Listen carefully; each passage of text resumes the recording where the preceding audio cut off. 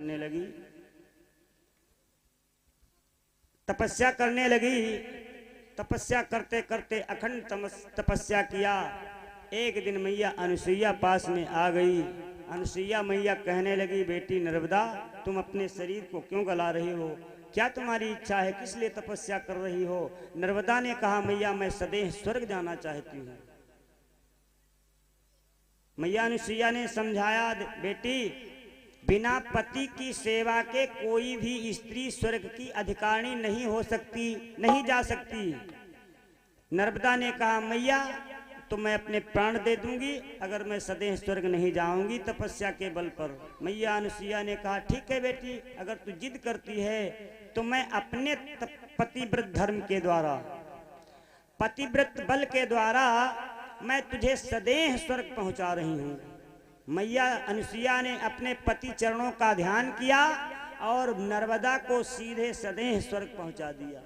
जैसे स्वर्ग में वो सदैव सशरीर पहुंच गई तो ऐसा हुआ कि अरे ये मनुष्य का पुतला यहां सदैव कैसे आ गया?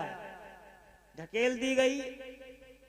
बिना पति की सेवा किए कोई भी नारी यहां पर सदैव नहीं आ सकती है। महाराज हम क्या करें?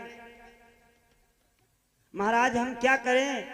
जहां हमारी शादी तय होती है, जिसके साथ में हमारा पति शादी होने से पहले ही मर जाता है, तो मैं पति की सेवा करूं तो कैसे करूं?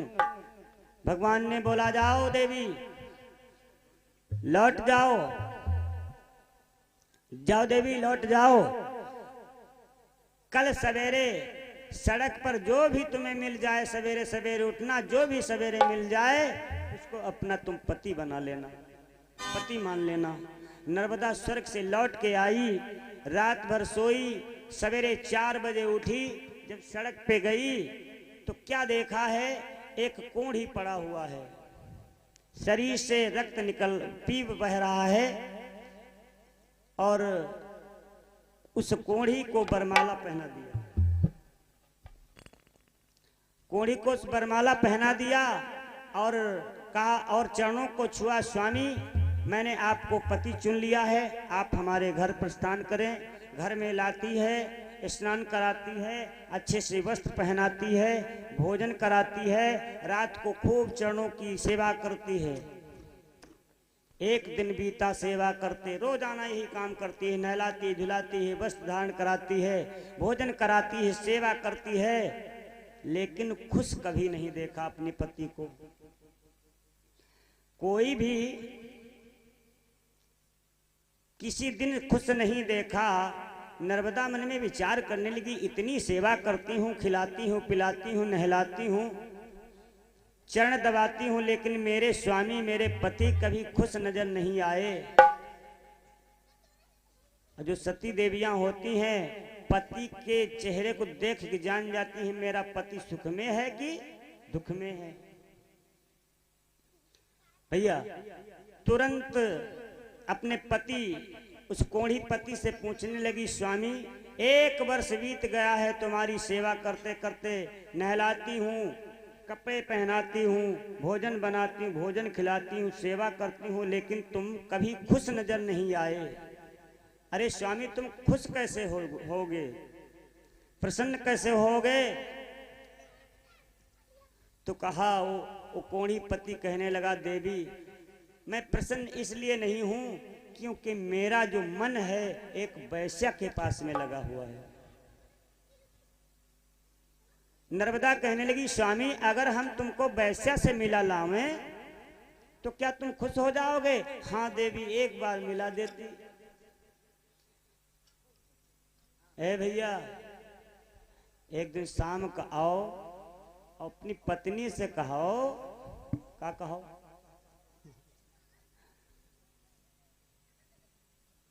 आज फलानी मिली रहे, बड़ी टिपटा पद मिली रहे, फिर देखो यह दिखा जाते हो।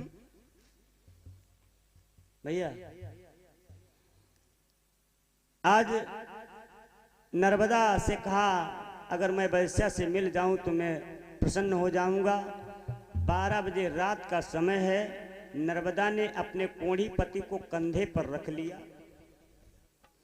और उस वैश्या से मिलाने के लिए चल पड़ी। घटुआ दाबी डरी है, जान लो दादा। हाँ,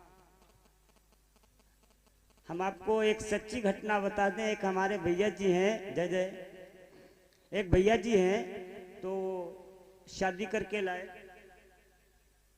उन्होंने बिहार से शादी किया और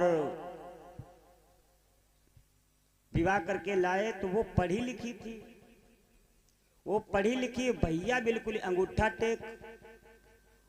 वो कहे ब्रिज साबुन लाना, तो वे निरमा ला कर रखे। वो कहे हैंडसम लाना, तो वे फार एंड लवली ले आओ। यही काम चलता रहा। एक दिन कुछ गांव में एक भाभी जी थी उनकी, वो आ गई।